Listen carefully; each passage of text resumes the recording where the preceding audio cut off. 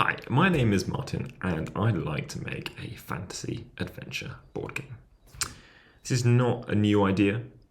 There have been plenty of these before. I want to give it a go myself because I've never found anything that quite hits exactly how I like it to. I'm recording this video to set out a little bit of what I'm thinking about, to try and start to take these vague ideas and turn them into something a little bit more concrete.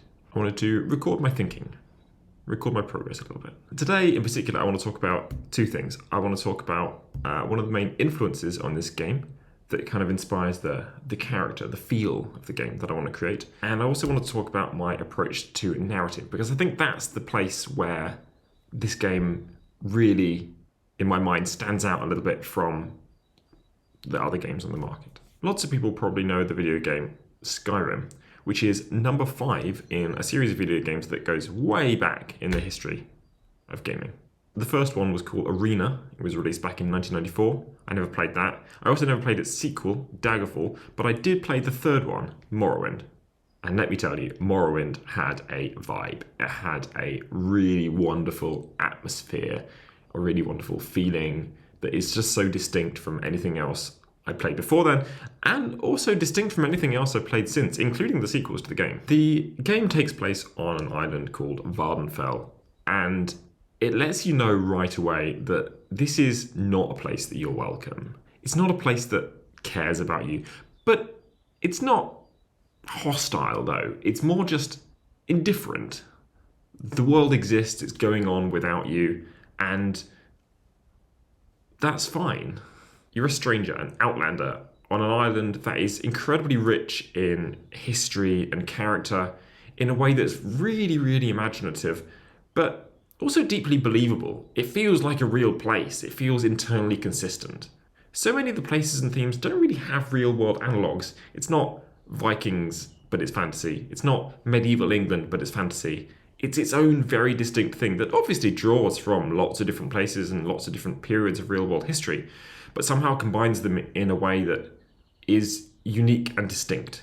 That means that you're genuinely not sure what you're going to find. The place is it's just deeply weird in many, many ways. My favourite place in the game is a town that's built inside the shell of a giant extinct crab, but somehow it feels plausible. Some inhabitants of the island are not Tolkien-esque fantasy, but deeply unsettlingly alien and weird. It's dusty, it's barren, it's grim, but it's not oppressive. And in particular, the game makes many little decisions that draw you into the space, draw you into the world. You travel through the world not by looking at a map and picking a location and getting transported there, but instead by finding silt striders, which are these strange long-legged insectoid beasts piloted by people who have somehow hollowed out the shells of these living animals. And you go and you ask them where they will take you, and they'll take you across the map. Or maybe you'll find a boat that will take you where you want to go, as long as obviously where you want to go is along the coast. You have to live in this world. You have to know how you can get from place to place. You'll get directions from characters as to where you should be heading, but nothing so useful as a map marker pointing you where you need to go. You need to really listen. You need to follow their directions. And sometimes those directions might just be wrong.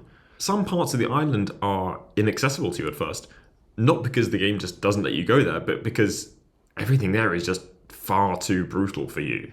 You will get killed as soon as you turn up. This makes it feel much more like a real world where these risks are inherent, rather than like a video game where the world carefully scales to your ability and you only ever come across things that are the right level for you. You have to work to play this game, and it trusts you to do so.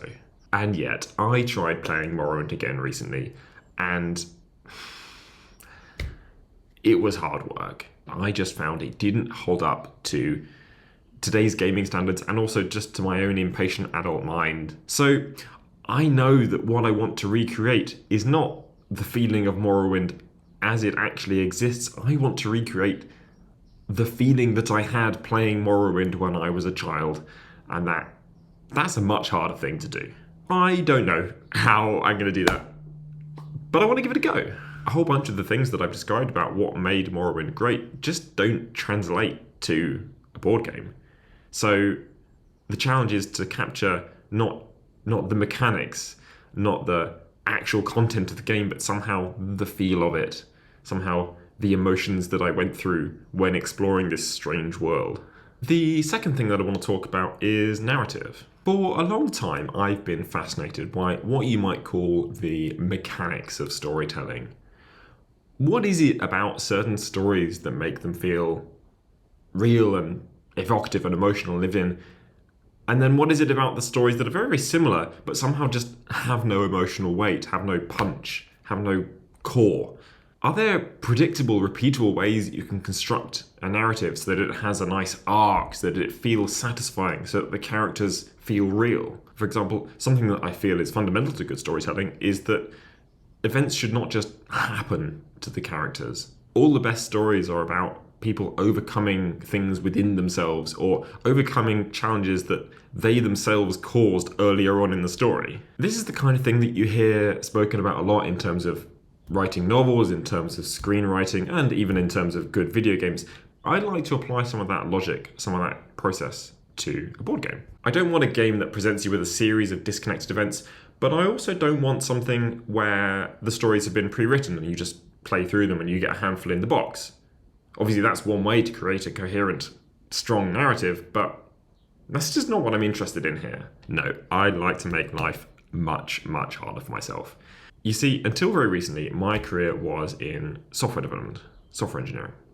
And that means I like to think in terms of systems, in terms of algorithms, in terms of processes, in terms of generating things on the fly. I want to apply that problem-solving, system design mindset to building a narrative in a board game. I believe, perhaps very, very naively, that it is possible to create a system which will generate unique, engaging narratives as you play that will be different every time and respond to the player's actions. And it also has to do that while providing just a satisfying game experience.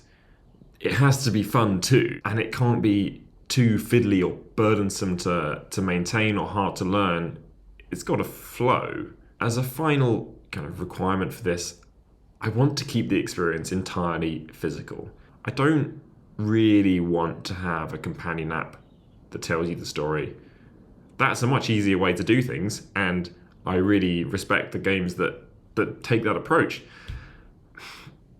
But it's something that I just feel like I want to avoid in this particular game. I want this to be a tabletop experience in a very pure sense. This is all a real experiment for me. The game itself, this documenting the design process of the game, the format of the video itself. I, for one, am curious to see where this leads.